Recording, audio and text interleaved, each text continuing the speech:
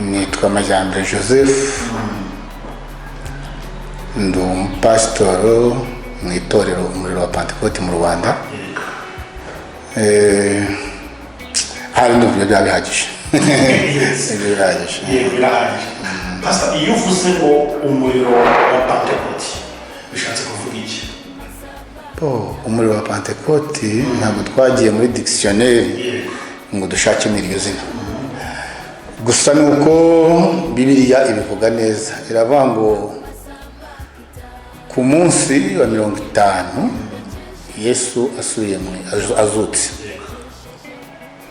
ko yiritse abigishwa be iminsi 40 arabasezera asubira mu ijuru, bategereza iminsi 10 iba 50 babatizwa mu mwuka wera. Uwo munsi babatijwe mu mwuka wera habaho indimi zigabanya kuri bo. Aho rero niho havuye izina ryitwa umuriro wa Pentecote. Okay, ni byiza cyane no kuvuga no kwitorero ry'umuriro wa Pentecote rishingiye nyine ku mwuka wera n'imikorere yawo. Yego, nicyo bishatse kuvuga. Wow, mwabyumvise rero bakunze Iyobokamana TV baravuga ngo iyo Imana ishaka gukoresha umuntu ibintu bikomeye irabanza ikamunyuza mu bikomeye maze ikamukomeza, nuko imbaraga akuye mu bikomeye yanyuzemo bigatuma azabasha gukomeza abandi. Pastor Majyambere Joseph ni muntu ki yabayeho gute umuhamagaro we wo gukorera Imana waje gute? Reka bari cyo tubanzirizaho kugira ngo abantu babasobanukirwe neza. Icyo kibazo ni cyiza, ariko n'igisubizo cyacu gishobora gufata umwanya munini, ariko reka ngihine. Majyambere Joseph ni umugabo wabaye nk'uko abandi babaho, akura ari mu idini rya se na nyina, abatizwa ari uruhinja, nuko birakomeza ubwo nguko hamariye gukura rero yabaye umunyabyaha nk'abandi bose, ibyo abandi bose bakora nawe yarabikoze, ariko nabikoranaga umutima uhana. Ni kenshi nakundaga kujya gusaba imbabazi umuyobozi wanjye wanyoboraga mu buryo bwo gusenga Imana, ariko navaga kumubwira ibyaha nkagera mu rugo nakoze ibiruta ibyo namubwiye. Umutima wanjye wahoraga rero iteka unshinja ko nzarimbuka. Nagize amakuba, niba nahita amakuba, niba nahita amahirwe, jyewe nakuze iwacu nkasanga Bibiliya.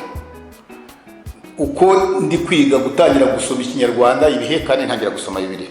Bibiliya nasomye yanyikurije umutwaro kubitugumenya ko ndi umunyabyaha nazajya no mu ijuru. Iyo twajyaga gusenga hari indirimbo twaririmbaga, ibyo byose nta utayizi, twaririmbaga ngo hazaza umuriro uturutse mu kuzimu, ibyo mwisi byose bizashira bwangu, umunsi uzatoranya abawe Mungu uzatubabarira. Najyaga ndagira nkateka ibintu bita runonko, sinzi wowe niba ubizi, wabicanira bigatukura, wakuramo amakara ugashyiramo ibijumba cyangwa amateke kubita cyangwa ibitoki. Najyaga nibaza rero uwo muriro uzaturuka mu kuzimu, ubutaka mpagazeho ukazahinduka nka runonko, nkibaza ahantu uzahungira bikanibera. Ibyo byatumye igihe kirekire mbaho nabi, nabaye umutima umereye nabi, mpana nkakora ibyaha, nkasinda, nkasambana, ariko nkumva umutima wanjye nabuze imbaraga z'ubuzima urabijwe.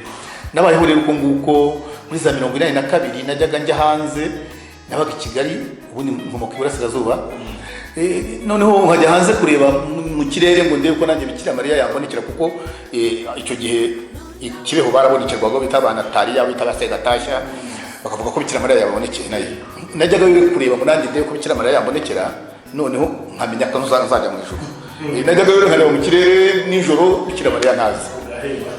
Nabaye igihe kirekire gikomeye, ariko igihe kimwe nubakaga uruganda rwa Solomex ntari Gikondo, bakoraga Colgate, abantu baturukaga Gikondo bajya guterera Kimihurura, nababona twakoraga iminsi yose, ubundi nkabahunga sinanaka murokora icyo cyose nanzi muri ADPR bavuye Igikondo.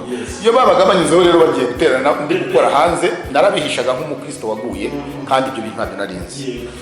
Igihe kimwe rero nabaye mu mutima ya Bibiliya, nageze ubwo nguri yanjye nigurira Bibiliya yera, nkajya nyisoma, n'ibintu birebire sinabidondora byose uko umuhamagaro watangiye, ariko uko nyisomye ikambira ngo uzarimbuka. kandi utihana ibyaha. Sinzi aho kwihana ibyaha, sinzi icyo Bibiliya ivuga ko hari umuntu wagishobora, niko nabyumva. Ninde washobora ibi bintu Bibiliya ivuga ngo azajye mu ijuru? Ninde? Numvaga nta muntu wabishobora rwose. Ubu numvaga hari umuyobozi w'idini mukuru ku isi ari uzajya mu ijuru, umwungirije akaba ari uzajya mu purigatori, njyewe n'umuyobozi unyegereye tuzarimbuka, niko nabyumvaga. Numvaga nta muntu uzajya mu ijuru. Ariko igihe kimwe, ariko ubunani bwa 89 byatangiye kuri Noheli. Kuri Noheli narabyutse kare kare njya kuri Regina Pacis kujya gusenga. Ngezeyo nsanga kiliziya irakinze, nari nabyutse kare. Ndanazenguruka mushake umubikira wenda waba uri gukubura cyangwa undi mbura umuntu. Bituma manuka njya muri Kristus. Sangamo bari muri misa y'abakozi, abapadiri, abakatechiste, ababikira. Bo nanjye ndicara. Bayisomaga mu Gifaransa ntabwo nacyumvaga cyane, ariko ni mu bike numvaga. Ndabyumva bisirarangira, bajya gusomera abaturage, ngewe ndataha. Ntashye rero hari akadini ka ADEPR kari duturanye, kaba mu kazu gatoya ka metero 8 kuri 5 k'impara, akazu nani. Mudamu wanjye yasengeragayo kuko nari ntuye hafi yaho, njya ku muhanda. Numva nari guye mu misa nka saa moya, ndicara. Saa 5 rero batashye, umugabo umwe anyuraho. Buriya iyo umuntu akijijwe neza, ukaba uri mu butware bwa kamere, iyo umurebye ubona ari injiji cyane, ubona atazi no gusoma no kwandika, naho yaba yaragize amakaminuza. Iyo uri mu butware bwa kamere rwose no kumubona. Uwo mugabo rero anyuraho n'agafuka karimo Bibiliya, karimo igitabo cy'indirimbo, afite ibyo bita amapendo, gutya kugenda ashigiza umugabo umeze gutya. Ndamwambaye bite uvuye gusenga? Azanye anyataka arambwira ati hanyuma se wowe wavuye gusenga? Mwibwira ko abantu bose basengera iwanyu? Narugira agasuzuguro, nagiraga ubwibone bwinshi kandi noneho, ariko nkaba nari mfite ikibazo cya ya Bibiliya nagiye nsoma isabato iteka. Noneho mu mirimo nakoranaga n'abo bantu, noneho nkabona Bibiliya kimbwira isabato, ariko mu gihe isabato dukorana nkabona ntiyirinda nk'uyu nguyu, nkabona uhita barakore aragenda yibombaritse n'ubushishi nashaka kurukandagira, ariko uyu nguyu nubwo asenda ku cyumweru nibura mbona ushaka kugerageza ibintu Bibiliya yambwiye. Noneho aho ndahatinda rero, uko mbona uwibombarika ushaka gukurikiza bya bindi bya Bibiliya, asenga ku cyumweru, kandi ku cyumweru Bibiliya ikaba itarahambwiye. Nkaba mbona Bibiliya imbwira gusenga ku isabato, kandi wo ku isabato dukorana nkabona afite ameze nkanjye. Ndahitamo iki? Icyo nabajije uwo mugabo rero, nujya mu ntuza neza ukabitekereza, uzasanga Noheli ya 88 yabaye ari ku cyumweru, na Bonani ya 89 iba ari ku cyumweru. Noneho nabajije kuki musenga ku cyumweru ubundi? Usanga rero uburokore yuzuye Umwuka Wera. Yanteye amagambo ntarinzi muri Bibiliya, ambwira isabato icyo aricyo, arabimbwira. Uko abimbwira nanjye kubera icyo gisubizo nashakaga, ndabyumva. Mbonye agiye kwishyira cyane, agenda arashaka kumbwiriza, ariko nashakaga nabimenye. Ubwo bwakeye duhari kuri Noheli kuri Bonani bwa 89 njya gusenga. Ntabwo nari nahembwe, ariko umuturanyi wanjye arambwira ati ndabibona ko mutabonye amafaranga ngo nijye kugura inzoga, tujya mu migina. Umugeni rero turagenda turanywa, saa 6 ziragera. Urabizi icyo gihe wari umukuru w'igihugu yitaga umwaka izina saa 6. Yita umwaka izina, amaze kwita umwaka izina, wanguriraga inzoga arambwira ati tuve mu migina tujye ku Gihogere tujye kunywa, twari tujya kunywera.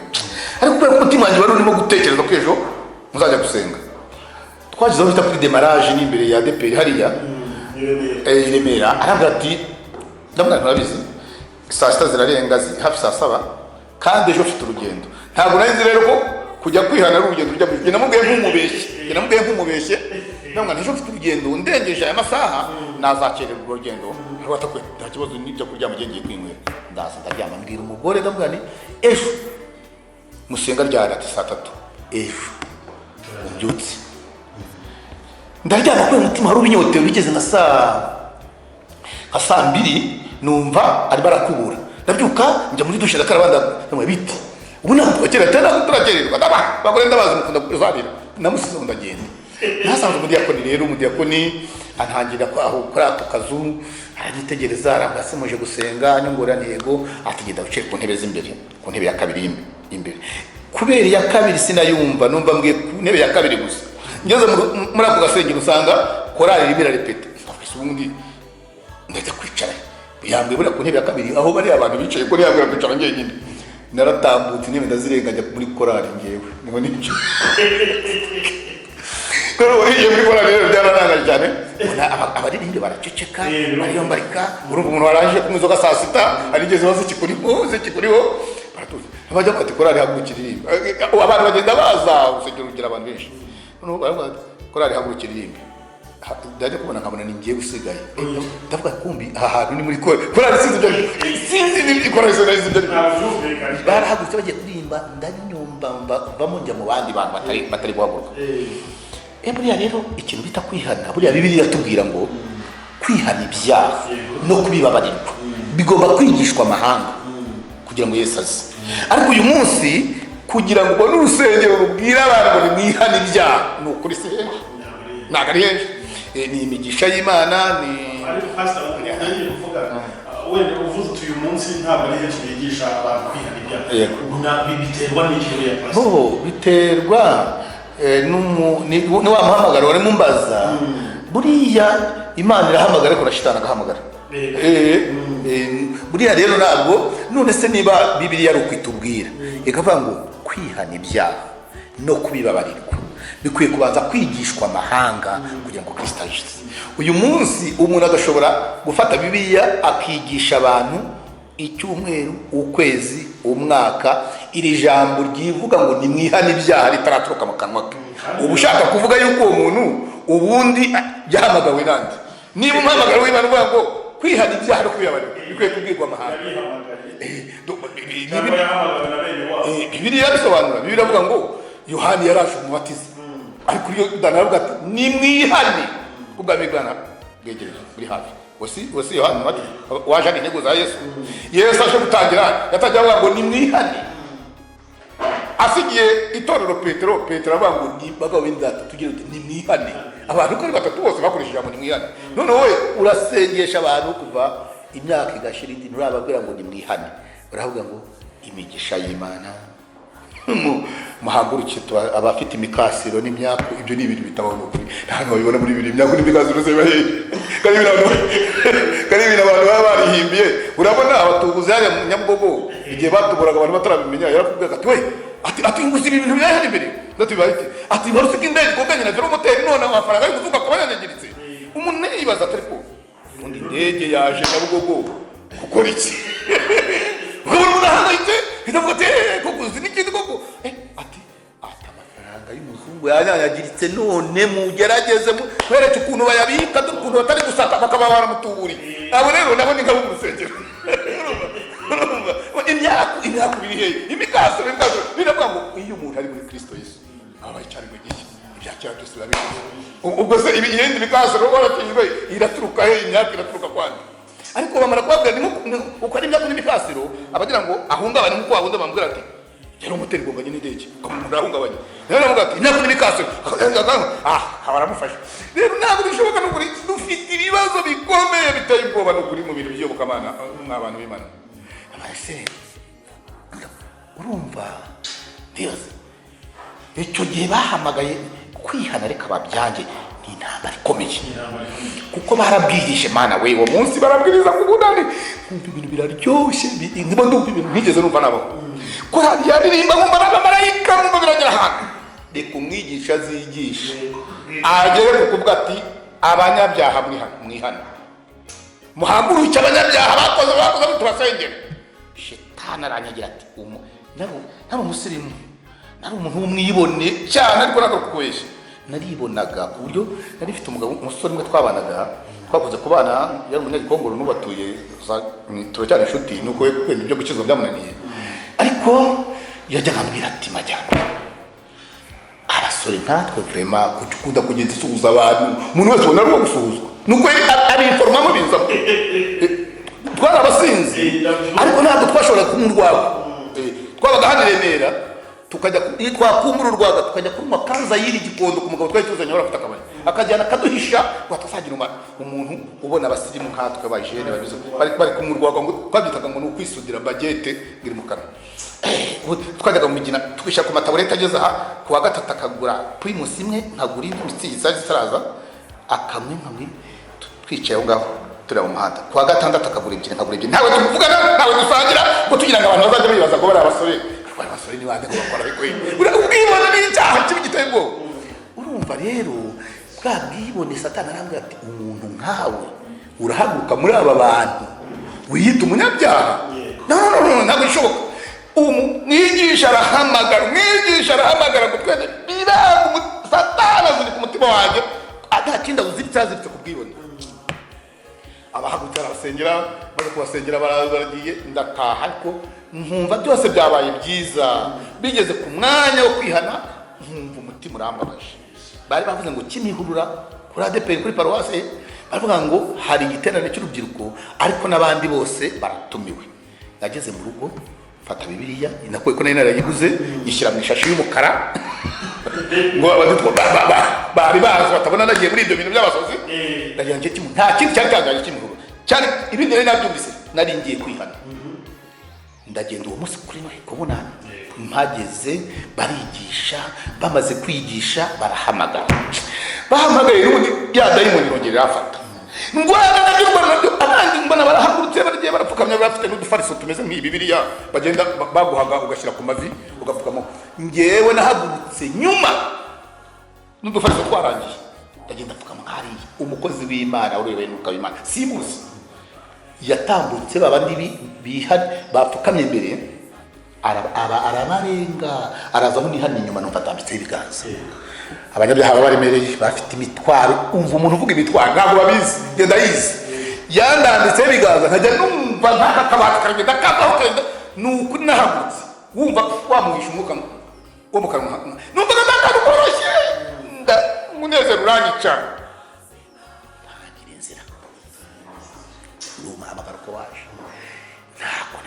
nabonye imbaraga zinesha ibyaha ngewe ibyo bavuga abantu ngo bagenda goyigoyi mu nzira umuntu ngo yibye umuntu ngo yatukanye no wa mubabaro nari maranye iminsi ziko zahimbuka narabimenye ngo uyu munsi mawe ubugingo bora sinone nabaye mu Kristo neza nkorera Imana nashoboraga kukubona urimo guhiga imyumbati izamara nk'umwaka nkaba nakubaza ntego iyi myumbati ubundi buzayirya ko Yesu agiye kuza ubundi bugiye kuza iyi myumbati nuko ariko nkabitinya numvaga Yesu azaza ejo umwuka w'Imana urumva nari nzi kubaka ntabwo ari ibintu nashakisha plan yananira nta kireko aya mazu bari kubaka iki gihe ariko nagize ubushomeri maze gukizwa babandi twajyaga duha amafaranga ngo baduha akazi babandi twajyaga dusangira inzoga biranga namaze umwaka wose ndi umushomeri ariko ndangije umwaka urangiye mbona akazi kuri wa Faisal arimo dukora finisage ya Faisal baba akazi abashinzwe twakoranaga baravuga bati n'abadage baravuga bati mugomba gukora iminsi yose karibwo gikizwa ndaramuka ngiye gukora no ku cyumweru ubu nzaba mu Kristo wahembwira data bwana ngiye urabizi umuntu nagaza gukora uzagenda ajya gusenga nimusenga baba amafaranga se cyangwa ntabwo amafaranga bayado ariko tuzajya mu ijuru aranseka cyane kandi umva nashefu kandi hari abantu yashoboraga guhabwa akazi tunganye umva naje gusenga rero by'ukuri umutima wanjye hasenze umubiri umutima uri ku kazi ndevuganye buriya Joel yasimbuye ne bahaye bwa shefu bwanjye nuko saa sita nkajya numva najya kureba ko babutanze ariko umutima ukaba urabutsinzwe ndakomera mu gitondo ndagenda abandi bajya abakoze akazi genda ndatinya ariko wa mbere ngiye kubona ndatabujara ati majyana kuri utashyize abakozi mu kazi ndavuga ko mbi burya ndacyari shefu ibyo ndabikora arabimenya reka nkubwire kujya mu ijuru no kunyura mu irembo rifunganye kandi narinde mu bushomeri n'ukuri ibintu byarashiranye urumva ariko ndavuga ngo nubwo nashomye, nubwo mu rugo hakenewe ibintu byinshi, nubwo ayo mafaranga ndi guhembwa adashobora gukemura ibibazo binsaba kuba nanakora uwo munsi wo ku cyumweru, ariko se ko numva bwa bugingo nahawe Satani yabagiye kungusha. Narinze barinze batera ibyatsi hariya ba Faisal nkishefu nangaja anirukana ku cyumweru senga ku buryo ndatabujanye ubajya kwa gatandatu ati ujya ushaka umuntu muri abakozi ubona ubijijukiwe agusimbura umwereka ibyo ejo bazakora nkagasiga kizeho uzakoresha ibyo mbibamo. Noneho rero buriya ni ikintu gikomeye, umuhamagaro ni ikintu gikomeye. Umuhamagaro abantu bari bamufite umuhamagaro kabireba mwavuga ntabyuze umuhamagaro ntuzi umuhamagaro ninde, ariko ubundi ninde wahamagawe n'Imana ntabaza gutera imigeri? Wari wamubonaho ninde? Dufate Bibiliya ngiyi umbwira uti umuntu bita runaka yarahamagawe ntiyatera imigeri. Pastor nibyo narigiye kubaza ngo nyuma yo gukizwa noneho niryari munamenye ko ufite umuhamagaro w'Imana wo kuzaba abakozi bayo, kuzashumba itorero mbere yuko mushumba n'ibigiri turi muri mu Pentecote n'abandi kwigira mu nshingano za pastor cyangwa z'ubuyobozi nyine mu murimo w'Imana, ariko nyuma yuko wihana niryari wasobanukiwe wowe n'Imana munahuje yuko ufite umuhamagaro wanjye? Reka nkubwire buri Imana si umuntu. Imana ntabwo ari umuntu nk'uko turi kuvugana. Imana si umuntu, Imana ni Imana. Ujya ubona n'abantu bavuga ngo Imana ikuvuzeho, Imana hari ikintu ikungiyeho, iki ntabwo ijya nemera ko ari Imana. Imana ni nyacyubahiro. Ubwo nyakubahwa wacu perezida wa repubulika ubona afite amagambo yo kugenda abwira abantu ngo avuga iteka ijambo rifite intego, rifite gahunda, rifite uwo ni perezida wa repubulika uyoboye abantu. Imana irema isi n'ijuru, abamarayika bizima n'abakuru, niho umuntu agira ngo uzi ko hari ikintu Imana ikumbiyeho. Iyo ni Imana. Mose babanaga igihe kingana iki? Mose babanaga igihe kingana iki? Mose babanye igihe kirekire, ariko nawe yamuhamagara igihe ibishake zamuka nze tuvugane. Ntabwo ari ngo yahora kuvuga ngo kugeza urya none se kitamuye gushyiraho abakozi ishyize gukora mugiriye inama. Wenda ntabwo nishyura ikibazo cyawe neza, ariko uti niryari nanjye tukubwira ko Imana atari umuntu. Niyo ikubwira iteka utega amatwi, kubwira mu bumana bwayo, mu bumana bwayo, kubwira mu bumana bwayo. Jewe ntabwo nigeze nsobanukirwa, nabaye nka Samweli abizi ari mu nzu y'Imana ishimwe. Imana yaramuhamagaraga akitaba Yeri, yakongera yasubira kuryama, Imana ikongera ikamuhamagara akitaba Yeri. Kushura gatatu ni Heli yamenya turi Imana, kandi hari Imana irimo iravugana nawe.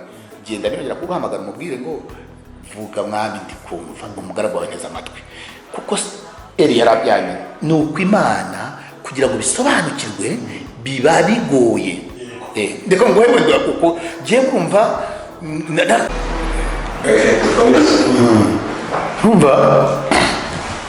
kagihe Imana imaze kumbwira gutyo ko Imana y'ubushumba abyumvishe gutyo. Nukuri ngo bimwe ngo paraka ngo kwa pastor ntabwo byigeze panika. Ngaho yabimbwiye ku itariki 23 z'ukwezi kwa mbere, ubwo se si muri 1996.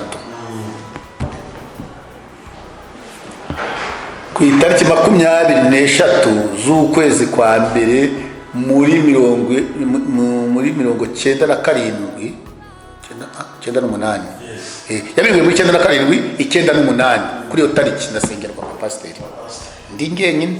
Ntabwo bimwe bivuga ngo bazanye abantu batanu ngo batoranyemo, oya bantoranije ndi ngenyine ndasengerwa. Ariko nari maze iminsi jo bambaye abantu hakubwiye, urabizi nari maze iminsi bamaze kuntoranya basabiye kuba pasiteri ku rurembo rw'ubusuzumyi rujyanye muri presentation ngo ibyemeze baze basengere. Habaye ibibazo. ADPR paruwase ya Remera yaraguye. Iyo mvuga kugwa bivuga ngo nuko bava mu byo bizeraga bajya mu bindi. Babigiyemo rero ndahagarara. Bagushwa bagushwa se nakuvuga ngo bagushijwe n'iki, bagushijwe no gushaka kugira itorero rimeze nk'andi matorero, rimeze nk'andi matorero. Nanjye rero umuntu wakuweho wa mutwaro uretse ko zarimbuka mukuriho muri ADPR, numvaga ndashaka ADPR ihinduka, numvaga nshaka igumye uko yari iri. Narahagurutse narwanya impundu ntabwo yamenye, nayoboraga Kibagabaga nataha bajya kure bakambwira bati ibintu byabaye hano mbese kujya nakujya najya mu nama ntabwo bishoboka. Ndwana nabyo umudamu bari barashyizeho ngo abihagararire byo kugira itorero rifite abadamu bimereye kuba beza ubundi mbonye maze kugeraho n'abandi narabirwanije basengeye bayi pastor ntabwo nanejejwe no kugiye kuba pasiteri, nanejejwe nuko ngiye kwicara mu nama yigirwamo ibyo bintu. Ndabona nzabisengera mu nama ntabwo nzongera kugaruka ngo rwane nabyo ndi mwarimu, oya nzarwana nabyo ndi pasiteri iri hejuru. Namaze iminsi ngahe? Namaze mu mwaka uri pasiteri. niho wahise uva muri ADPR? Nyuma yaho rero bazana ibintu by'igaburo turashwana. Ubundi ibyo bakuvuza bavuga ngo pasiteri Majyambere ngo wapfuye na ADPR agakombe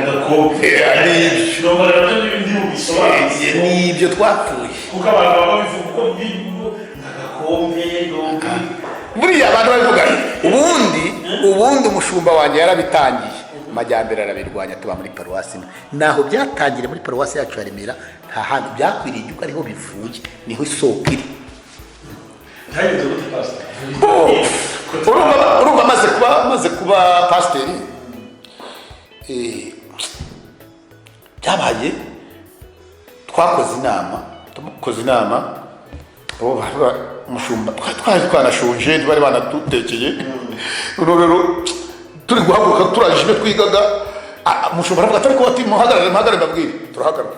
Aravuga ati ndabona hano bitameze neza, dukwiriye gushaka abantu hano, ntabwo tumaze kugira itorero rifite abasirimu, abantu bize, ntabwo byoroshye ko umuntu azakura igikombe hari umukecuru badogaho urugero ntabwo ushaka kumuvuga, uriya mukecuru azakura igikombe ku munwa mu gihe umuntu runaka ndi mubibona. Dukwiriye rero gushaka buri muntu wese kumuhera agakombe ke, atabwo tujya tuzaba tubyiga twisonze reka twigendere. None ntabwo twigeze tubyiga rero, ahubwo twigeze gukora igiterane hari Nyarutarama, cyari igiterane niba ari cya Baraka niba ari cya korali yindi yari ivuye ahandi, ariko dufite n'andi makorali y'imidugudu yacu ko ari 6 yose ahari, n'ababwirizabutumwa bayo imidugudu n'abapasitori. Umushumba rero wari yoboye icyo giterane, turaranganijemo amaso abonye twese duhari, ahamagara perezida wa korali ya Remera ya mbere, aravuga ati ngwino ufate gahunda. Aravuga ati kandi abapasitori ababwirizabutumwa n'abadiyakoni bose duhurire mu diyakoni wari utuye aho ngaho imbere. Perezida asigarana iteraniro, noneho twese tujyamo. Tuhageze rero umushumba yaratubwira ati rero kagakombe nababwiraga naradutumije, twatuguze amadolari 38 twavuye Uganda. None rero ubwo murabanza kwiga hayo mafaranga azava tuyasubize, kandi mukaneme tukandika n'ibaruwa isaba umushumba w'ururembo yaba atabifitiye uburenganzira agasaba presentation hejuru. Nta kindi twize no twaraje twandika ibaruwa, ariko cyagira umwuka w'Imana ngo akunda abapasiteri yampaye ijambo riri mu Bakorinto ba mbere ibice 15:33 haranditswe ngo ntuyobe kuko kwifatanya n'ababi konona ingeso nziza. None rero bafata umwanditsi arandika inama y'umushumba n'abakuru b'itorero n'ababwirizabutumwa n'abadiyakoni ba paruwasi ya Remera.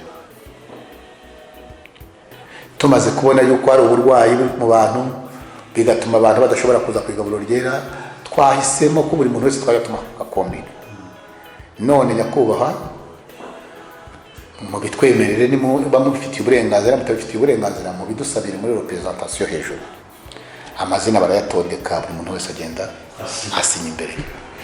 Bigezeho rero ndashaka kubwira umuhamagaro, ndashaka kubwira umuhamagaro wawe.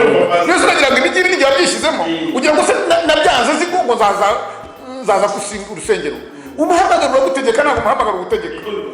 Mwebwe ntabwo mubizi. Bangezeho rya jambo nabwiwe cyagihe ko ngiye kuzaba pasiteri. Riragaruka ngo ntuyobe kwifatanya n'ababi kono n'ingeso nziza.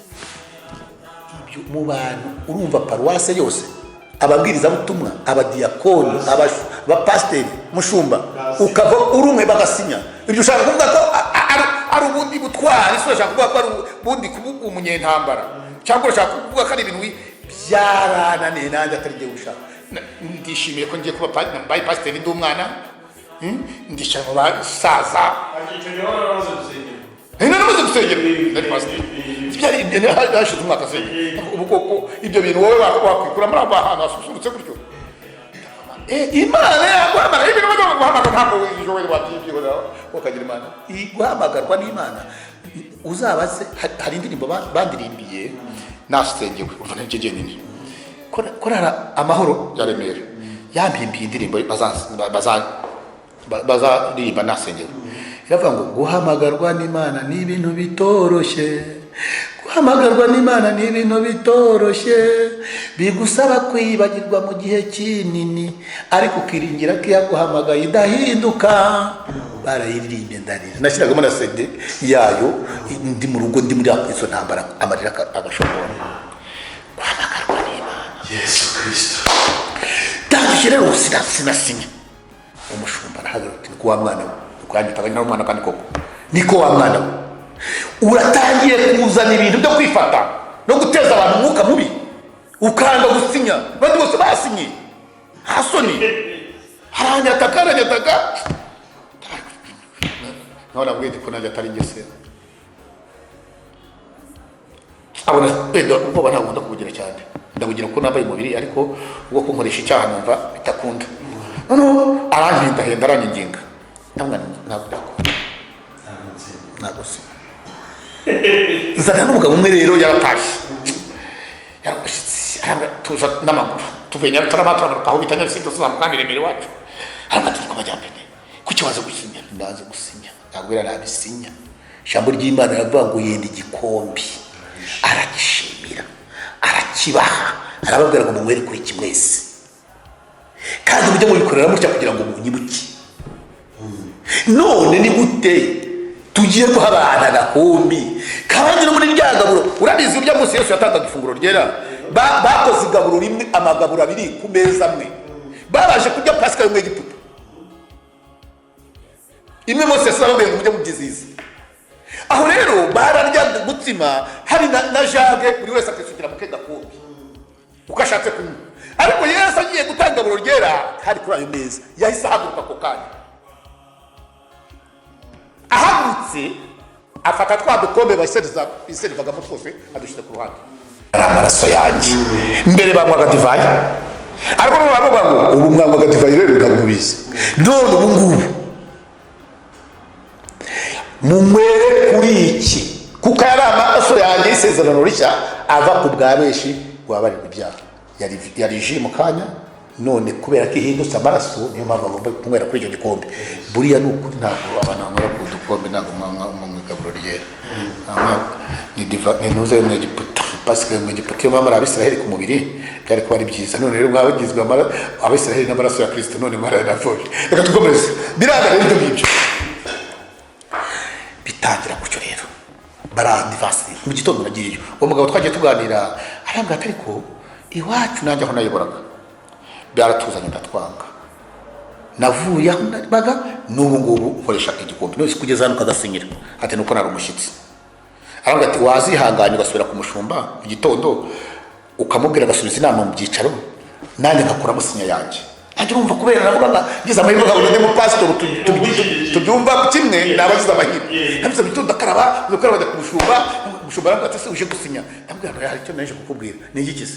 Ndabwira rero mushumba rwose urabona kira bintu bizahatera ibice mu itorero wabiretse tukabyiga neza ko waduhaye itangazo ukagarura inama mu byicaro tukabyiga neza ndagira ngo ayigarure nanjye wa undi avemo arambwira abasinye basinye urupapuro ruri hano nibushaka gusubiza gusinyire ariko niba atabyo bikuza majorite yasinye mwana nicyo cyari kinzanye ndataha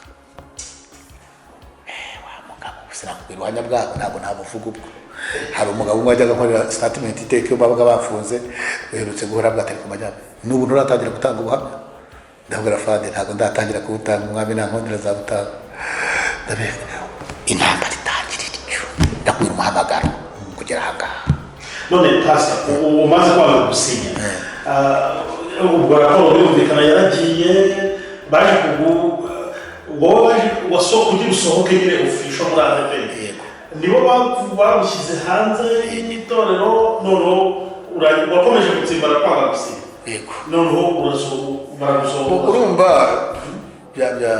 byarakomeje ndetse paruwasi itangira kugakoresha noneho abantu bacika ibice ariko hari umupasitori wabyanze amajyambere yabyanze noneho abona abantu bagiye kwisepara hari abari kwemera amajyambere wabyanze hari n'abari gukoresha ibyo ngibyo abona ababyanga bagiye kugira imbaraga nyinshi kurusha ababyemera ajya kubitanga kuri regiyo abitanze kuri regiyo ihamagaza abapasitori hari mu kwa kabiri tujyayo twari nk'abapasitori hageze nko muri 68 gutyo bakigariye umujyi wose tujya Kimihurura bafata ikibaho bandikaho ibiri ku murongo w'ibyigwa bakegeka hariya twicara mu nama n'agakombi kazaho hasi niko kabiherukaga ADP kunywesha agakombi biza hasi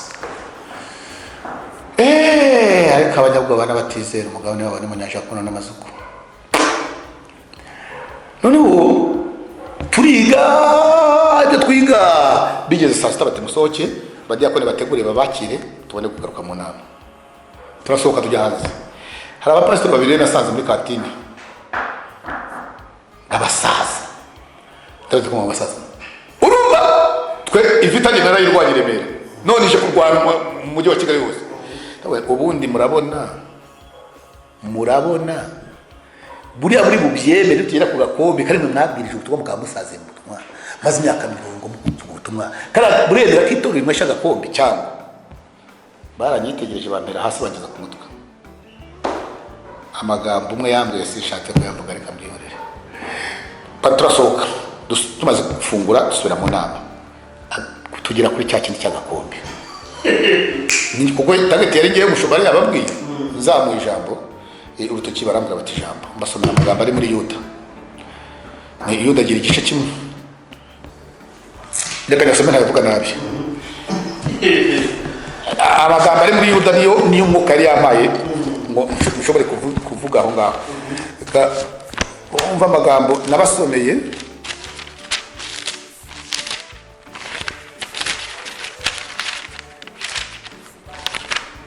Yuda agira igice kimwe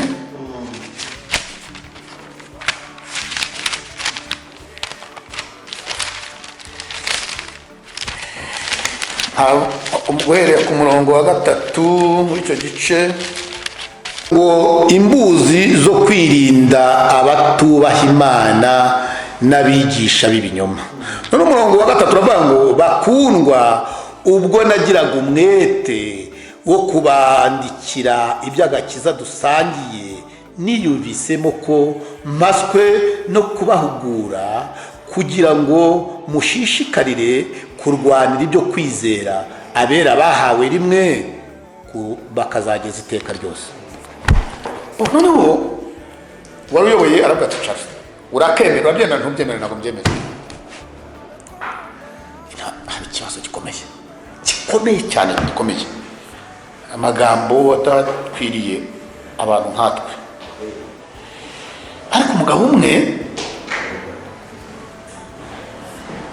arahagura pasiteri umwe arahaguruka numva ashaka kumuvuga ahagurutse ashitukeje aravuga ati ariko ko numva amajyambere muri kumubwira nabi ko amajyambere muri kumubwira amagambo akakaye amajyambere niba atabyumva mwazamwigisha akabyumva ese koko niba umuntu wazanye agakombi yaravuze ko ari ukwirinda indwara. Twarabwirije imyaka 60 utabarura ngo uvuge ngo abantu bapfuye kubera ko ubutumwa twavuze ntitutesheje agaciro.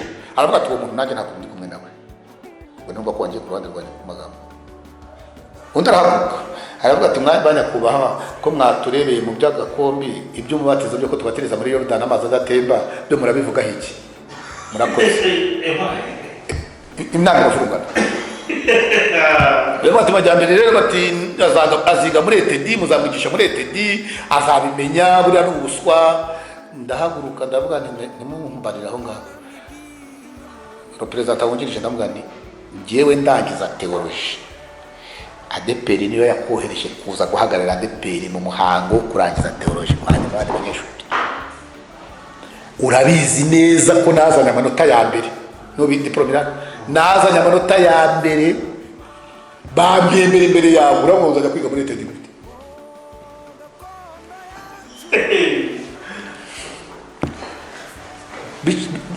Hagiye ibibazo rero, umushumba aravuga ati urusengero rurakeneye ngo baterane, murekera aho ngaho. Turasohoka. Umwanzuro wari warafashwe kera, byari byararangiye buriya nuko kugira ngo hari babyemeza abandi. Nuko mbaho rero byambanye ibibazo byo ntabwo nabikubwira. Byambanye ibibazo bikomeye, urupfu rwarantaniye ruranduka. Nindi uri mu kashoni majyambere, ninde wamanutse santrale ni majyambere, ninde wagize majyambere. Barambaza ni dore aho byanditse. Emwe umupesha abatana majyambere zabatsinda wa pastor.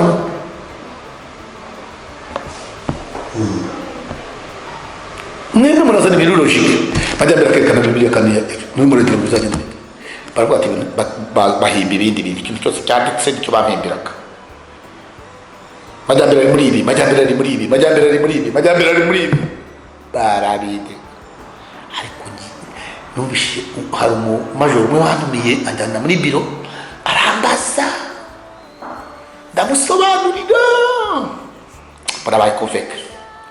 Bati majyambere, kintu ushaka ahantu uteranira. Wavuye muti. Ibyo byararangiye. Birangiye hakozwe indi nama y'abashumba. Urumva icyo gihe twarakuru bitorero n'abashumba. Hakozwe inama y'abashumba nyuma barabyemeza. Babyemeje umushumba arasanga kuri paruwase ntabwo ati majyambere ati iby'agakombe se bitekereza iki? Mbonera maranibwira ntabwo ndabitekereza ngo nkuko bitekereza muri ya nama y'ubushize. Hashize iminsi banyandikira inzandiko zo kumpagarika by'agateganyo. Nandikira inzandiko z'agateganyo zimara amezi 3 wakwisubiraho ugasubira mu murimo utakwisubiraho bakaguhagarika burundu. Barazima mbamano mara nukuri nuwagwagwera ni rwose muzozi ngo zaje gushinga idini ndabona gusa gusobanura pastor byabo byaje umuhozo kuri iki kiganiro afite amatsiko yaje kugenda sinigeze n'umunsi ntekereza ibyo bintu, ahubwo kubera ko kibagabaga abakristo bari bahari nka 200 cyangwa 140 nka 200 bose kunywesha kaga kombi barabyanze. hamwe nayobora bibyanze rero bagira intambara nyinshi z'abayobozi kubemeza agakombe abandi nabo bakanze. Ku itariki 12 z'ukwezi kwa 12 muri 2000 oya maze kubona izo zandiko izo zandiko ntibyasabye gusubira ku midugudu. Ngo nayoboraga none ngo nayoboraga Kibagabaga gusa, nayoboraga Kibagabaga na Nyarutarama igihe wari pasiteri w'iyo midugudu. Taje rero hamagaritse kati kwiteranira kuri paruwasi aho ntuye. Ndibona cyo kuri paruwasi nicara mu Kristo. Nta nama ihari yigeze itenda amajyambere. Nagiye ariko gukorera Imana babivugaye. Ariko ibintu uzigisuzu ntabwo ngewe bapaza amasengesho y'igaburo ya buri nimugoroba kwa gatandatu baza kuri gaburo. Ijwi ry'Imana rirambwira ngo ninge kwigisha. Mfite inzandiko z'amagaritse. Nabibwiye mudamu wanje ntabikijwe umutima ariko ngo ninge kwigisha ndigisha yati baguhagaritse arya ngo ugiye kuzasara hari. Ubu nibaguhagaritse. Ntabwo rero kandi rero buriya giye aho kugira ngo umutima wagire ibibazo umubiri wabigira. Niko aho kugira ngo ugire umutima ufite ibibazo nakwemera umubiri ukagira ibibazo umutima wanjye uri mumeze neza ndabona ngiye ndifata ibitabo shyira hano none ndavuga nti hariya secret comptable ndagenda mbanze njye mu biro bye ninjira mu biro bye ntegereza abakristo bari bufashe kwinjira mu muryango w'abakristo kuko nari nsanzwe ninjira mu muryango w'abayobozi none ngiye kwinjira mu muryango w'abakristo ngiye kwicara mu bakristo byari igisuzuguro gikomeye cyane ndavuga rero kugira ngo agenda mbe kwa kontabure nimara kujya kwa kontabure ntegereza mbona abakristo baje ninjirane nabo bicomekemo twinjirane Imana yakwanitse ariko bo ku nkombo bavuze icyaha irakwanye kukuma neza ndagenda ngeze kwa kontabure sanga yakinze yigire mu materaniro yajyaga yajya mu kuri sanga naje mu materaniro kandi namanutse bandeba pastor ikibaga bakatinya kutaramara dusuye pastor barankundaga cyane pastor adusuye abari kundebera mu madirishya ndaza ndinjira mu gipangu cy'urusengero nkombaza kwa nawe sanga aho hari ndavuga se nisubirira inyuma manuke mu muhanda wo hepfo nkomeze ntagende abagomana benshi abadayimoni banza yatumye yuda yiyahura hano abadayimoni ndagenda mpagarara ku muryango munini w'abakristo binjiriramo mpagarara kuri cya gikuta cyo ku ruhande kuko kiba kitariho idirishya muri imibare ndavuga kandi nisubira inyuma ndabatsinzwe n'abadayimoni nimanukira muri ibanda nk'itahira ndabatsinzwe n'abadayimoni icyambere abakristo bambonye ko basuye mbuze ko twinjirana nahagaze n'ibintu tugeze kuri 3 ntegereje uwaza nibura nkamwicomeka arabura Imana irabafunga bose wa bagabo narakase ndinjira ninjiye haba intebe ku muryango inyuma twajyaga tuyita ngo ni sindarivamo umuntu yaraguye ariko ntarava mu itorero ngo nibo bicara kuri iryo ntebe yanyu kuko mugiye kwicara kuri sindarivamo koko ndagenda nicara ku ntebe ya gatatu uhereye imbere ya korana amahoro pasiteri wacu twiciye kwa Kristo nta nama yakozwe ngo banenge pasiteri wacu twiciye kwa Kristo pasiteri birashushura n'abandi bari imbere hariya ni ukuri bataye equilibre ku buryo uwo bahaye kwigisha byaramunaniye ntabwo n'ibiki izuba ricyaka umuyobozi nawe abura ahera ngo yigishe kuko ahaye kwigisha biramunaniye yabirica ubwiye niko kwabaye wari uhari muri ibyo biteraniro yabikubwira barasohoka izuba ricyaka ariko basohoka bakira byagenze bite pasiteri wacu twiciye kwa Kristo pasiteri wacu twiciye kwa Kristo ndasohoka nta muntu navuganye nawe bita mu gatuza ndizamukira njya mu rugo guhera uwo munsi iyo ntakarabiraga mu cyumba mwumve mu cyumba ajya gukaraba batenda nkagera muri salo byabaga birangiye kenshi nabayeho ntarya saa sita kubera abantu bazaga kumbaza guhera mu gitondo kugeza saa sita z'ijoro saa tanu z'ijoro byagize bite n'ibiki nakoze ivugabutumwa ndasarara iwanjye muri salo rimwe rero ngiye kubona mbona umuyobozi icyo gihe bari bakonseye azanye n'abashumba babiri arakomanga ndakingura byari nka saa 8 nari ndwaye ndacyuka konseye ntabwo yaranze bamubwiraga ububi bwanjye uburyo ndi mubi cyane shaka no gufata guverinoma ahubwo ahari niko bamubwiraga abonye kumbi basengera yarahari majyambere kumbi ni wowe ni njyewe nababwiraga majyambere ntabwo kumbi ni wowe ni njyewe turicaye ati si biki namwe akora mu mufuka arambere ati rero majyambere rwose ibintu by'agakombe byihorereye byendeje uzajye ku cyumweru uzajye guterana icyo bagabaga uyobore uko rusanzwe uyobora rero narasetse ubona umushumba w'uruperezida wungirije akaba n'umushumba wa Remera n'undi mushumba wundi kose yari uje kuwushyira ku murimo w'Imana byarasekeje narasetse narabwe ese kose none ubusigaye kwimuka abakozi b'Imana bimubwiye rero ararakara ahita akora convocation ari mu biti imbere ndavuga ko gatanu zitamo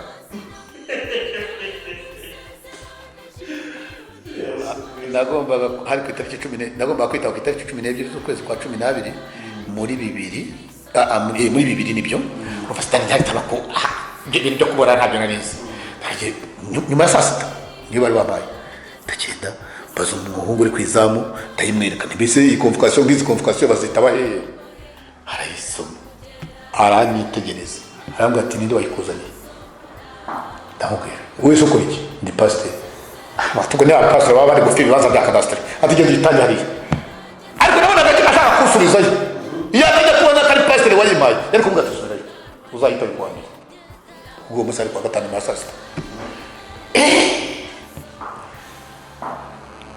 ndagenda nkihagera opeji uyihawe ahamagara komanda, iriya komanda bwite. Aba bantu bahaye convocation uri kure mbari icyo bazaze kuwa mbere cyangwa uri hafi, aravuga ati ndi hafi nibaguma aho ngaho.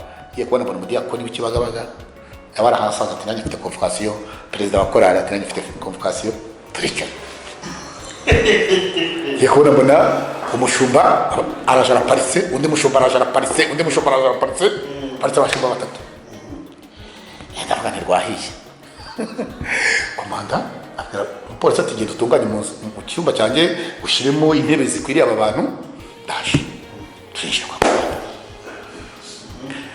turicaye maze kwicara turaganira, barandega. Komanda arabaza ambaza ibibazo byinshi,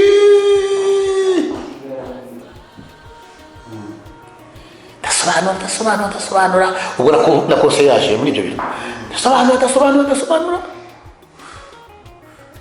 baraje kugera baratangira bandega bushya. Noneho niyumva komanda yambazaga ibyo bamubwiye ajya gukata convocation, noneho barongera baratangira barandika nanjye bibereye.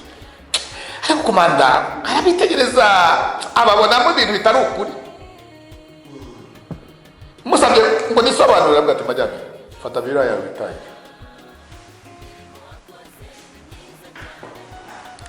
Bibiliya bajya hanze rero, ndashobora ko wamwe ngo ryatangiye rite. Bajya hanze bati ko twashaka afungwa ibyo, haba ati none ko tuvuze ibintu byose komanda akaba atamufunze kugira ngo tugeze dute. Ari dawari modeke bitahira. Basaba komanda rero abapolisi bajya kwirukana abakristo b'Ikibagabaga majyambere yayobeje banze kumera ku gakondo. Komanda arabigisha akabyibuka agateka umwaba pastor. Niba majyambere yarabayobeje ko mubasigaranye mu rusengero mwagiye mukabigisha mukabakuramo ibyo majyambere yabashyizemo aho kwirukana abakristo. Baravuga ati yandaga tubishaka nako tubashaka no kubutaka bwacu. Aravuga ati mwebwe mugira ubutaka ari afata nko muri korotere y'urusengero, afata opeje amahana n'umwana umwe bamuha imbunda ati ngo mujyane n'abapasitoro bajya kwirukana abakristo bumva babananiye mu rusengero. Byari bimaze kuba saa moya z'umugoroba, baraza ngaha babwira abakristo nabo bari kuwa gatanu bari bateranye ku mugoroba, ariko ntibashoboraga gutaha. Umudiyakoni witabye kuri sitasiyo ya polisi ataraza na perezida wa korali ataraza ngo bamenye amakuru yabo. Bagiye kubona baje bazanye n'abapolisi rero baje gutanga gushyira icyifuzo cy'abashumba mu bikorwa. Baravuga ati muri ibintu byacitse by'urusengero pastor, abadiyakoni barabizana cyane ko ngo batwaruye kuri brigade we yari nayo wari ubibitse cyane, barabizana byose. Baravuga ati tuzongera kubabona hano n'umunsi n'umwe kuzo tariki 12 z'ukwezi kwa 12 saa moya abakristo nka 200 babirukana mu rusengero bati mujye batangazo za Kinyinya za Remera za ko ntaho uwo mukristo wa Kibagabaga akwiriye kwinjira mu rusengero urwego rwose rwa DP. Niwo munsi rero umuriro wa Pentecote wavutse, uwo munsi ku itariki 12 z'ukwezi kwa 12 muri 2. Urumva rero noneho byasabaga kuza kubareba ku cyo urumva aho rero nyuma aho ngaho niho nahamagawe n'undi muyobozi, ku Muhima ndakiba turavugana, arambe ambwira ibintu numva birakomeye. Ndavuga kuko numva ngiye gupfa ubundi ndi kugwa mu maboko y'abantu, wajya kugwa mu maboko y'Imana. Sinashobora, nari mfite inzu ntoya, mfite abana benshi, sitabona icyumba nasengeramo bose babiraramo, sinshobora kubura handi hantu nakura icyumba ntabwo nari nabayobye igisuzuguriro yagamugise. Nari meze nk'uwambaye igisarubeti cyacyo ndabana bashyiramo n'abantu bagashyiramo n'ingofero, niko nari meze, nari suzuguritse birenze urugero. Nabonaga abantu babiri bazi hahindura inzira simbanyuremo, ko nabanyuragaho nkahita numva amatwi yo mu bitugu bari kumvuga, baba babivuga batabivuga ariko niko niyumvaga. Aho dore kaga pastor kavangiwe shahu kuri kare kagize amahirwe kagahabwa pastor na DP karakana shahu narababona bakwepa. Niko bambwira bati waje ibyo bintu wabiretse, ni kumuhamagara ubwira ngo ubikore upfe wongere usubiremo wa mutima kubwira ko uzarimbuka mbere yuko wihana. ndabona kugira ngo usubiremo wa mutima nakwemera gupfa. Ndangije saba umuntu umwe w'igikondo inzu arayima. Wa muntu w'Imana naragenda senga naje ntazi igihe nzaviramo, ntabwo nari ngizi rwose ku buryo nasenzagira ubwoba. Aravuga ati uyu muntu w'Imana yazagwa muri iyi nzu nzagira nti. Agira amahirwe hagira umuntu uza kumusura ngo basenganaga, bati reka tujye kureba umuntu urimo hariya, umukozi w'Imana uri gusengera mwumva barakomanze. Ndakingura ndabaganiriza, nagenderaga ku gikuta ndicara ndabaganiriza amasengesho ananira abantu, ariko ni bombi ikomeye cyane amasengesho. Uretse ibintu abantu bahagana kuri radiyo na televiziyo bati dufite amasengesho y'iminsi 40. Ubundi nababwiye ko umuntu ajya gusenga akabitangaza ko Yesu abantu batangaza amateraniro ariko nagutangaza amasengesho. Watangaza ko dufite igiterane ariko gutangaza amasengesho iri ku rwego wayatangaza. Bibiliya Yesu yavuze ngo nujya gusenga ujye muze gukingi, nunasohoka mu gihe iminwa yasadaguritse wisigita uvuta w'imanga yatagira umuntu ubimenye, sureba hiherereye azakugororera. Nubwo daje arinjira ndabasengera ndabaganiriza, baragenda ati wamba bari kwambira igihe uzatahira. Ariko kubera umubiri wamaze gucoka nari maze kumva n'umfashe decision igihe nzatahira. Ndamwana rero nzatahira igihe kiniki. Ati ubwo nateraniraga mu bakristo ku ntebe z'abakristo muri ADPR hariya. Ndataga ndeba nk'umuntu narebaga nk'umuntu erega ari umuyobozi, numva nari kuri paruwase kandi nyobora n'indi midugudu ibiri ya paruwase, abakristo benshi nari mbazi. Kareba nkawe nk'abantu umuntu aracyari inyangamugayo n'umukirisitu umufumbatiza nk'icya 10 ntugarya nushyire mu gise cyariye. Ngo narizi ko harabona najya nagishyiremo. Narazaga bakampa umwanya Mana nicara ku ruhande. Uwo munsi ndaje amasengesho nje Imana yari ngo ntuzasubiremo. Naraje amasengesho ndaza naje mu gitondo kare ndamanuka hano mu muferege numva rwose kugenda bitari gukunda. Imodoka ya mbere yajyaga nka za Kibungo niyo yanjyanye ngeze ari ku Giporoso reka kamoto naza ngera mu rugo.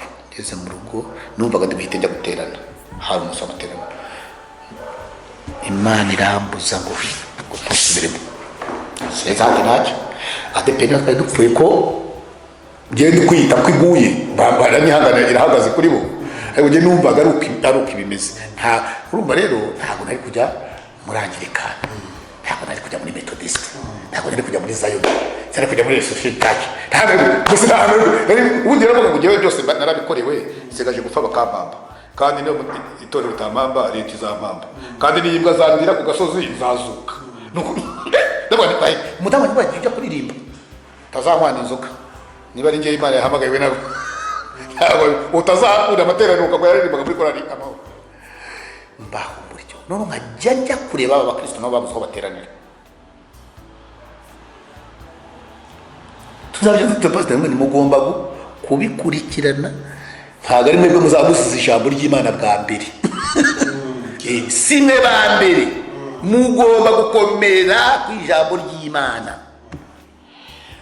Ngaho rero kuko bari batuye muri aka gace bakajya bahura bagasuhuzanya bakarira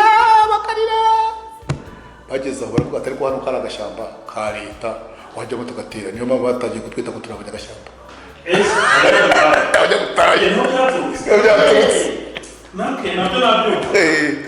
Abanyabutayu bandi ngo ni abanyagashyamba abanyagatambara abashatse yose nta kibazo ariko kiba gihari.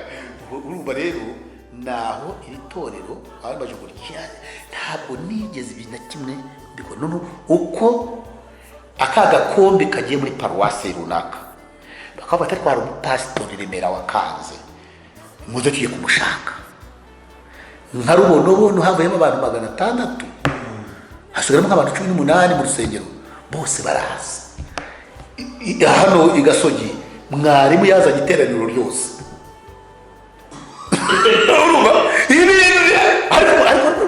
Ntibara mukuru nk'umuto wari ubonye uriya muntu mukuru ujya umushumba wanjye yaraje ni inshuti yanjye cyane n'ubu ni inshuti yanjye n'ubu kuri sijya nishushanya mu mutima sijya ndamukunda arabizi nawe umwana wanjye majyambere ubange katanini yikiza yo kwikorera bagiye kugukurikira bande se bajya hehe ni ukuri isuku numvaga nzicara mu rugo iwanjye nkazapfa nkajya mu cyaro ibindi Imana yari yarambwiye ese umuhamagaro wari uwize kuko zakorera Imana niyo ushaka gukora naraseze rimwe Imana sinakuye ko rimwe Imana yanyeretse ahantu handitse mu gitabo cy'ubugingo iri shyamba ntabwo nabivuga Imana inyereka aho handitse mu gitabo cy'ubugingo niho yabimbwiye imbwira ibintu nasobanukiwe kuva muri 1989 kugeza muri 2002 nibwo Imana yasobanuriye ijambo nahoranye mu mutima ngibaza Imana yambwiye iri jambo rivuga iki iri jambo rivuga iki muri 2002 nibwo Imana yasobanuriye iryo byajyaga biza nkabitekereza nkabira igisubizo nkabisiba uwo munsi Imana isobanura muri 2002 Imana isobanura iryo jambo ryambwiye muri 1989 niho ndamenye ko Imana niwe yateguraga kuzanyuzamo iyo nzira y'imibabaro imeze ityo iteka n'amazimya ubundi umudamu hari yambwira ati ushobora kuba warabaye ikihebe ariko nta bundi bwihebe ahubwo nuko namaze imyaka igeze kuri 6 nzi ko ndi bupfe mu gitondo ntapfa mu gitondo nkumva ndi bupfe nimugoroba ntapfa nimugoroba nkumva ndi bupfe nijoro urupfu kumara imyaka 7 umeze gutyo kandi n'ifu zibona uzi ko leta y'u Rwanda yohereje abantu bo kundinda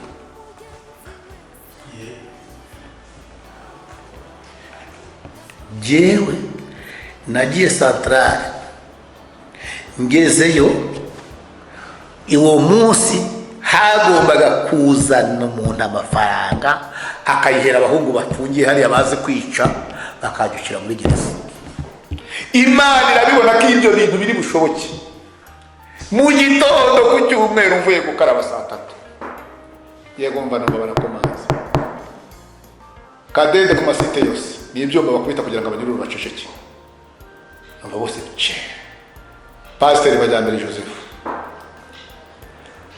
Majyambere Joseph ufunga ibintu byawe usohoke utahe nutinda urararamo ndabyihorera hazindi minota 5 bandi Pasteur Majyambere Joseph ufunga ibintu byawe usohoke utahe nutinda urararamo njya kubaza umupasiteri wari umushumba wanjye mbere ya 1994 wari ufungiye ibintu bya jenoside cyo kumubaza ese hano umuhamaze igihe ku cyumweru barafungura ngatera hoya mbese nabwo kubaba bagati kunda byo guhagarara nanjye ariko ngende urebe uribe ntawamenya mbona abanyururu baje kusaba utuntu ndabaha utwo ngomba gutahana ndafunga mbona ngeze aho dusohokera mbona abagabo abanyururu bakoze imirongo baje kureba utashe ku cyumweru kuva muri 1930 igereza ibaho baravuga pasiteri uzagarutse kudusura uzabwire runaka azaza kundeba uzagire n'abantu mbona icyo gihe cya mbere bagikuye ndasohotse nari meze kuri kurota nari meze nka Pawulo afungurirwa na marayika nani Petero afungurirwa na marayika ariko nemeze mbona ikiryango cya kabiri baragifunguye ndebye ngeze hanze ubona hasanze n'isitofi ya rwose ushinzwe umutekano ndamusuhuje ko yatuzanye ariko ati Majyambere ati rero busugiye hehe ntimugiye mu materaniro ikibazo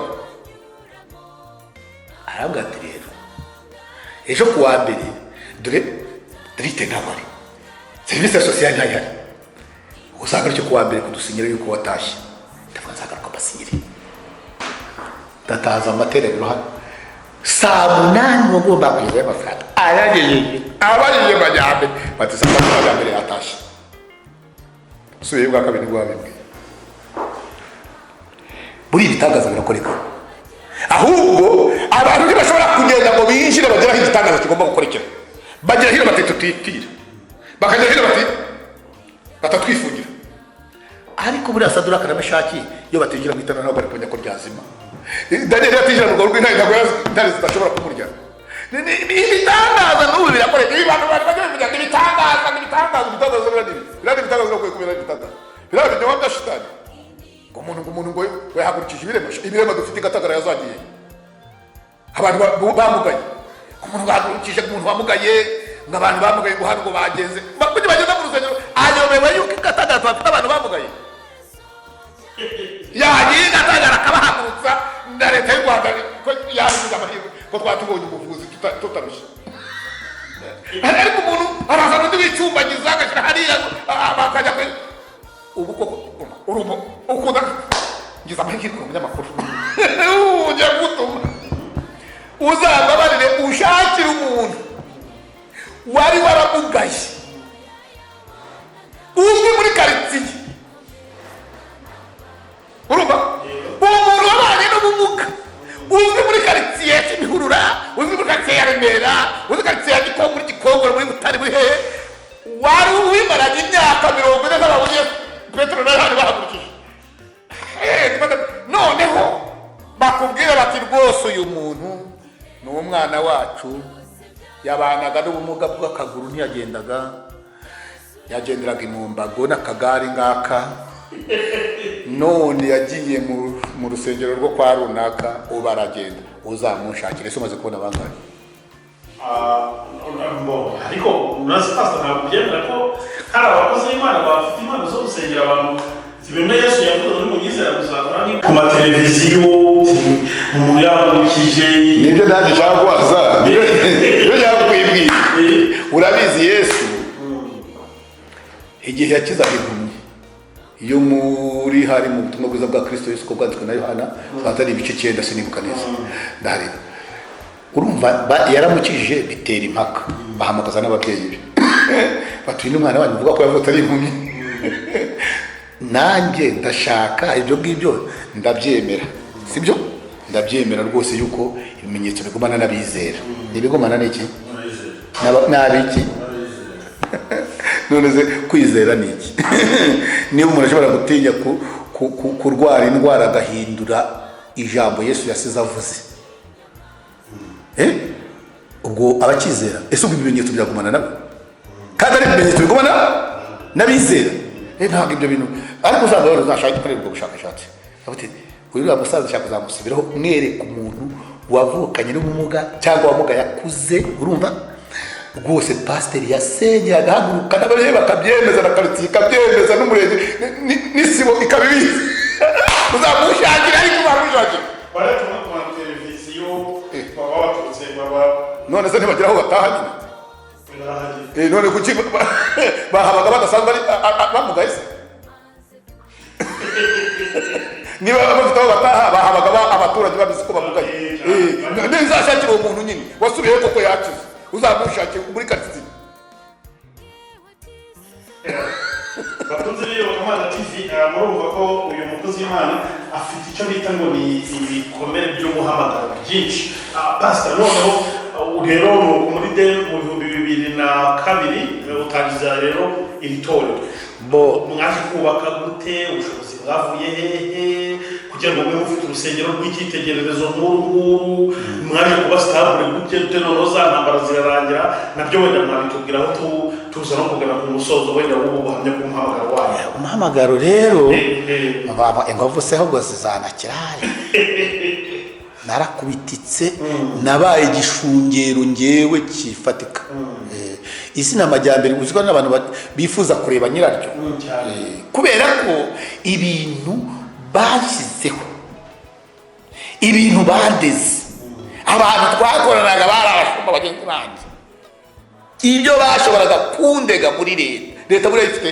amashive arimo ibintu by'amajyambere ntamagabo ahantu henshi hari no duherutse guhura duhuriye Gashora ku murenge aratangara avuga ati majyambere we uriho ati kandi ubu ntabwo nzi hafadi nuko ntabwo nzi aravuga ati yewe sinakurenganya ntabwo nakurenganya witabye abantu benshi uwo bari kumwe baraje yakize ariko numvaga mfite amatsiko ukuntu yarangiriye siyo numvaga ashaka kubaza urinde se we twahuriye byageze bite nahuye n'ibibazo umuhamagaro watumye Eliya ajya kunywa ku mazi ukageza akaharyama umuhamagaro Petero wataye indowana ataye imitego agatamato umuhamagaro Matayo wasize amafaranga y'abantu gitasi akahama ibyo bita umuhamagaro ariko umuhamagaro ni iki rero umuhamagaro byaje kugenda gutoza uti mwubatse muti. Twabanje kubaka urusengero hano, twubatse urusengero hano rwa 10 metero 15 kuri 30. Turakomeza, batureze ibintu bikomeye bitabaho. Yatekereza ku mujyambere, hari unagira kwanga urinde bajya Joseph mwene nde, uvuka he, ye n'ikiwaruhe, byagenze bite, ngasobanura bigahabana n'ibyo bababwiye. Hariho umuntu umwe, hari abahungu bamwe bavuye mu biro bikuru baza kuvuga bakuru, urumva maze kutaha ku cyumweru ntabwo byari undi yaragiye atanga raporo aravuga ati nasanze yagiye ku cyumweru, bakora ntuzo yo kunyicira hanze. Maze iminsi nk'ibiri mvuye muri gereza, ngiye kumva n'aho iteka telefone yarampamagaraga nkapfa, umutima wanjye ugapfa, avuga ngo abo nabashe kunyica. Cyakubona baramubwiye uri he, utuye he? Nari maze iminsi ibiri mvuye muri gereza ndwaye cyane, ndavuga ntuye hafi y'irembo ry'Intwari. Baraza, ugiye kumva numva umwana araje mu cyumba ati hanze hari abagabo babiri baje kuri moto baragushaka. Ndasohoka, urumva iwanjye ni urunyurane rw'abakristo baje kureba umushumba warayifunguwe. Nditarura njya hariya ku muhanda mvugana nabo, baravuga ati Majyambere, ko twamenye, niko bibabwiye abo ndabafite, ko twamenye ko bagenzi bawe bene wanyu bashaka kukwica, urakora iki? Imana niba barangica barati no kwanga tumeze kwe tushinzwe kuburizamo icyaha kitaraba. Ese wajya mu bigenze muri iki baranyibwi abo tiye mura mu gito udatekora muri site ufite umuntu uri utangire impapuro tugiye aho turi bumenyeshe ndaka uduparagrafe nka 2 gusa, computer za zitara abanyinshi njya kugiprosesira ndaje ndamuha, turamenyesha muri presidence, turamenyesha hirya no hino hose. Umuhungu twasenganaga warabaye umusirikare arazinjyana, afite akamodoka arazijyana arazitipoza hose. Hashize kwezi kwari kutaraba nk'iminsi yo kubona mbona haje abandi bahungu babiri barakomanga, ariko Amajyambere Joseph yego saa yine ndabyuka, uru rupapuro rwanditse uhereye ku kintu abandi karibu mwicare. Baricaye ndabasobanuriye, barabwira ati Majyambere utubwisha ukuri, reka ntabwo tugusaba ikintu, ntabwo ntagenda akubwira bagateka twisabira ikintu, ujye ugenda usize uvuze aho ugiye. Icyo ni kimwe. Icya kabiri, ujye ugeza saa 12 watashye. Icya gatatu, ntuzagire umuntu ukingurira nijoro niyo yaba ari umukristo yowe, ibisigaye natwe tuzirwanya. Isabwa kosa telefone zacu ni izi izaba turazifite, nugera hakabona uri danger uzaduhamagara uti uzahamagara telefone uti ndaha gusa, baragenda. Uzajya kuburana ryari? Mva nari nafunguye muri procedure ngomba kuzajya kuburana fo y'urubanza Nyamirambo. Jesse Nyamirambo baravuga tubaza kwa Majyambere rasubitswe, nizamukira kurya nyuma kujya gusura umukristo wari uhari. Namaze gusenga mbona babagabo abahungu barampamagaye, uri hehe? Ndabona kurya nyuma, uri muzima? Nta kibazo ufite? Kandi bafite impumu cyane, ubona birutse. Dusanze abantu ku kibuga cy'urukiko, turakubura tuzengurutse imihanda yose, turakubura. Uri muzima? Ndabona ndi muzima rwose, nagiye gusura umukristo dusengana hano kurya nyuma. Numva ndavuze ko bya bintu bikomeye, niho na rwego leta yigeze gushyira abantu bandi nayo muri ushinga niyo gushinga cyane imigambi mibi iyo utari ni nko kuvuga iyo ntagira leta nziza barapfuye. Nukuri banapfuye nyine. Imana yarayikoresheje rwose bikomeye, yarayikoresheje. Urumva umuntu Amajyambere nawe ameze nk'intumbi y'imbwa, imbaraga zirushije hariya ku buryo itanga abantu bita ku buzima bwanjye bitewe n'ibyo abandi abo bene data bari kundega yo kuncisha umutwe. reka tubanza turebe ibi bintu koko byo ni kuvuga niba ari ukuri iyo yaba n'iki gihugu kitagira ubuyobozi bwiza ariko departoma yitwa iperereza ntabwo bajya barizwa kuri iyi si bararagiye iwacu mu ijuru ni byiza cyane no muri ijambo ry'Imana biravuga yuko ubundi Imana ikora no mu buyobozi bw'igihugu nibyo Imana yibushyiraho kandi nk'uko n'ubundi abantu basanzwe bashima ni ngombwa yuko dushima n'abantu babyumva cyane ariko iyo ukabana ati baravuze ati ubuyobozi bw'u Rwanda buyobowe na Perezida Paul Kagame arabushimira cyane kuko bajya baburizamo urupfu rw'inshuro nyinshi ku bitero Satani yagendaga mugaba wivugiye neza ni umwuga wanyu mwebwe rwose uzajya no kubivuga urumva nyuma yaho ibyo byose bimaze gukorwa ayo maperereza yose niho bavuze ariko abantu dukwiriye kubaha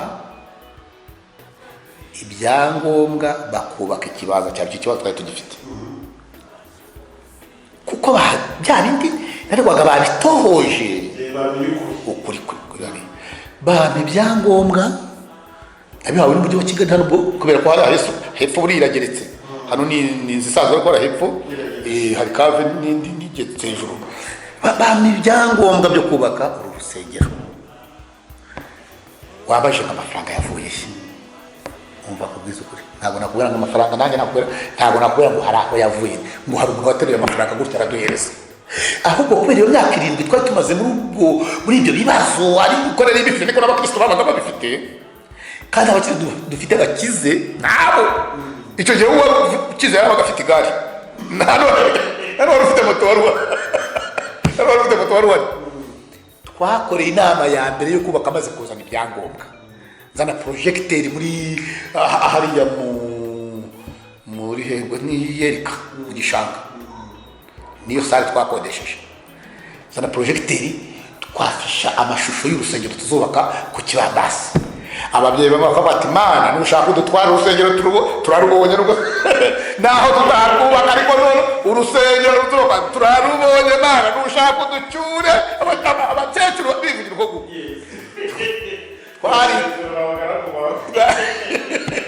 twaritanze tubona miliyoni 9 eshatu zifatika eshatu se zagize mu mazari 1,900 zanye andari mu mapuro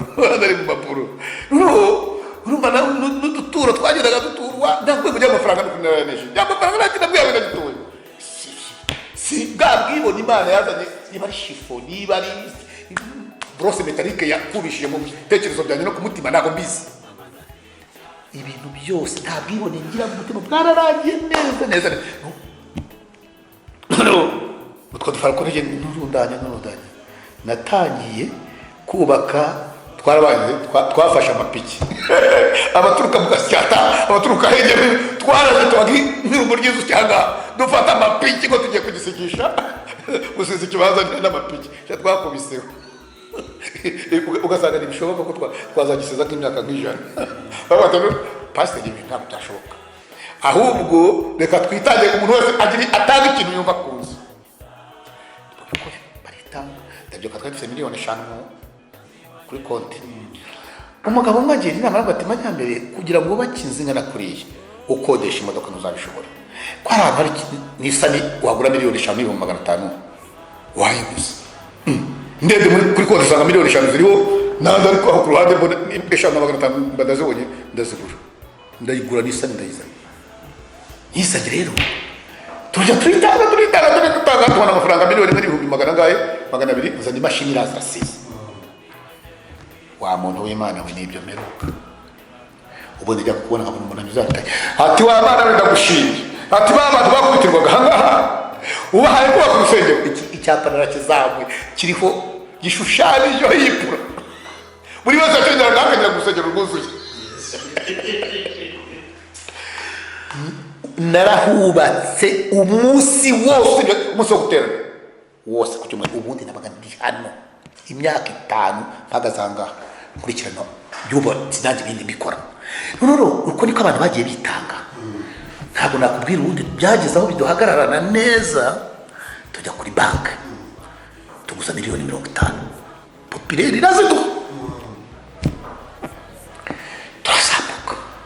turazamuka ndibuka hari umuntu umwe wigeze kuza hano dusuye asengera mu rindi torero nashatse kuvuga, azahitegereza ngabwira Imana atari ko wa mana we wampinduriye akazi nkora aho nasabye bakakampa umushahara wa mbere w'uku kwezi, nanjye nkazawubakisha inkingi imwe kuri uru rusengero ukajya uyinyibukiraho. byabigize umutima ntabwo nemana ngiye kumva hari iminsi umuntu yakazi bakamuhinduriye bamuhemba miliyoni 2 ukwezi.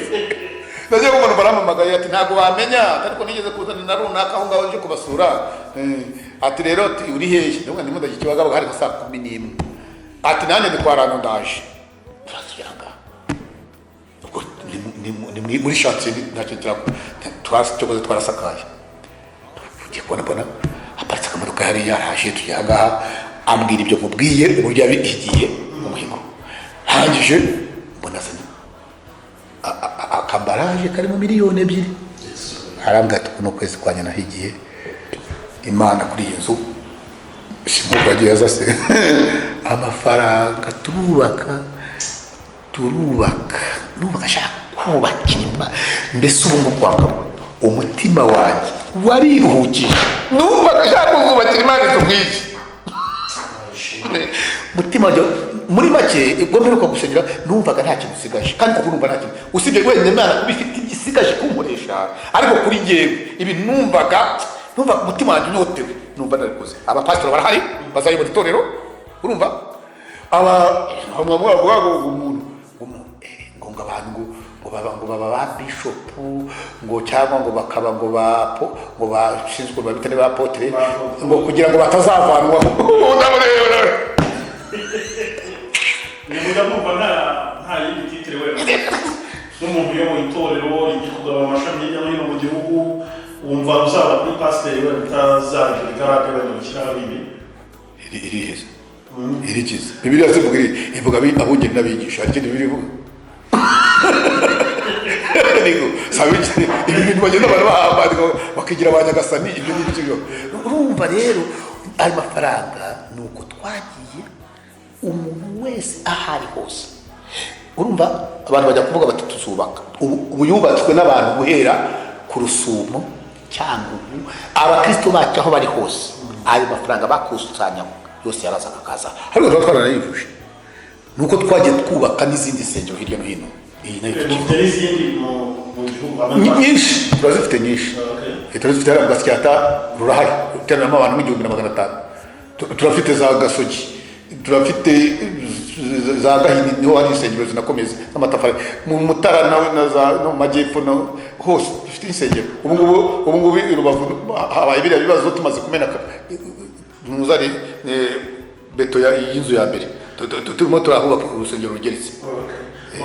Urusengero rwuzuye rutwaye nk'amafaranga ubu ngubu iyo gereranije sinakora neza, ariko iyo gereranije kandi kumva ngireranije hasi ntagiye hejuru tuhamaze guhagarara muri miliyari 2 zisaga.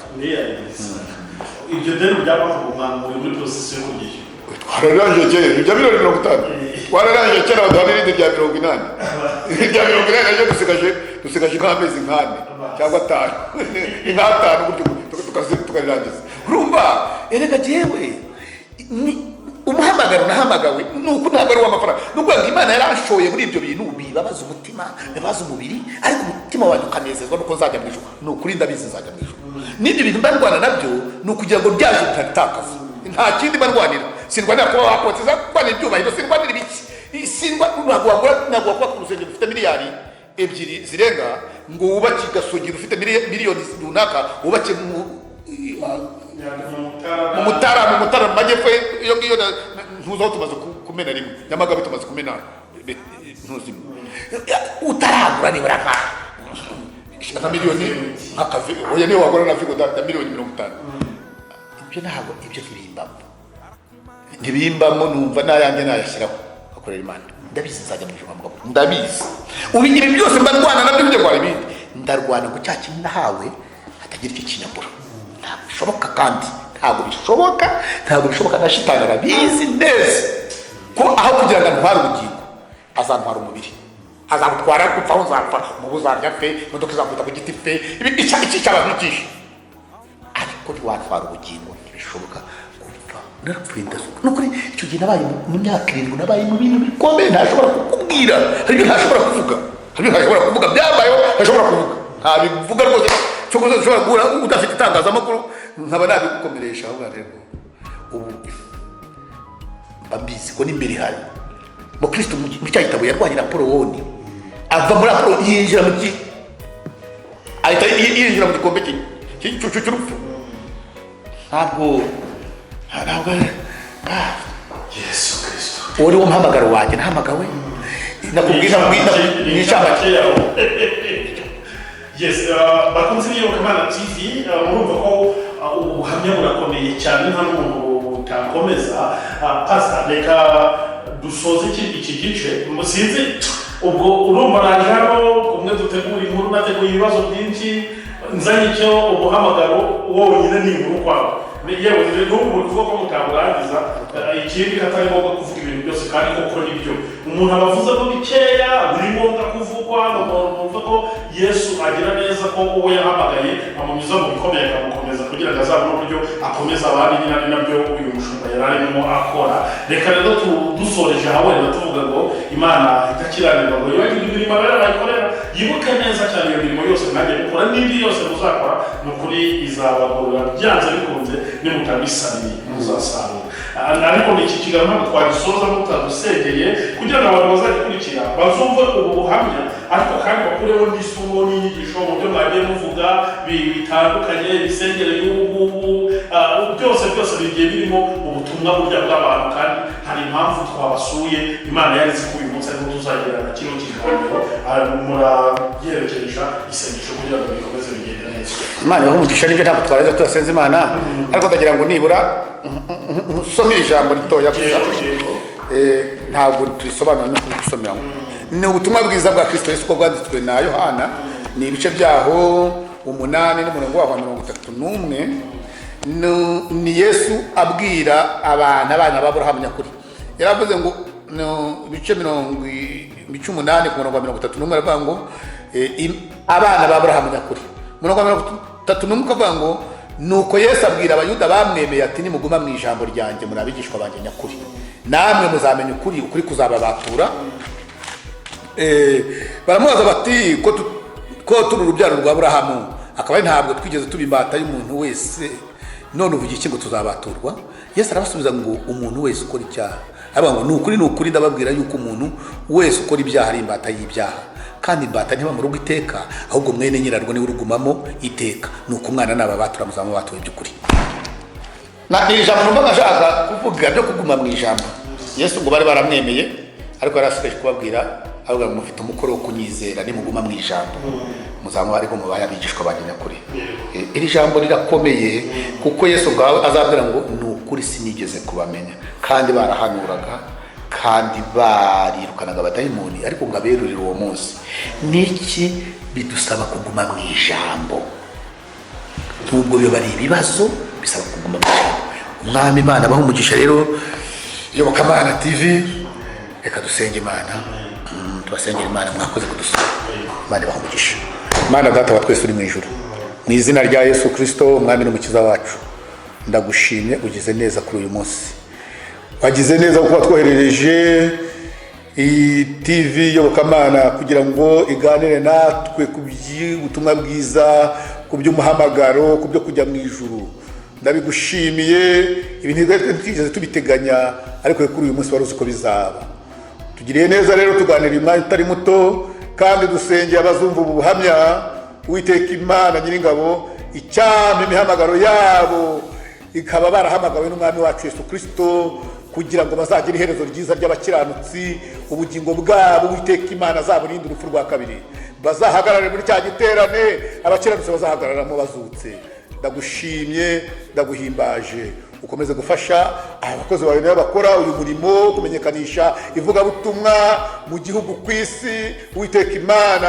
nabo bakomeze kandi bajya bagenda bumva nabo bizabagirira umumaro mu mitima yabo kugira ngo nabo iherezo ryabo rizabe ry'abakiranutsi urakoze Uwiteka Imana Nyiringabo urakoze byiringiro bizima urakoze mutanga bugingo Imana iriho yahoze izahoraho se umwami wacu Yesu Kristo ndagushimye ugize neza. Turashoje rero, gahunda zose bafite ukomeze kuzibayoboramo, ukomeze kubabera Imana, bakubera ubwoko, natwe ukomeze kutugira neza, uturinde mu isi tukazongera kubona tuzashima izina ryawe. Impanda ivuze cyangwa ukagira utungura, urinde ubugingo bwacu tuzabonanire muri cya giterane, abakiranutsi bazabonekamo bazutse. Sabye bike umwuka w'Imana akomeze kutwinjira no sabira nk'uko ushaka, mu izina rya Kristo Yesu bisabye Imana Data wa twese mu ijuru.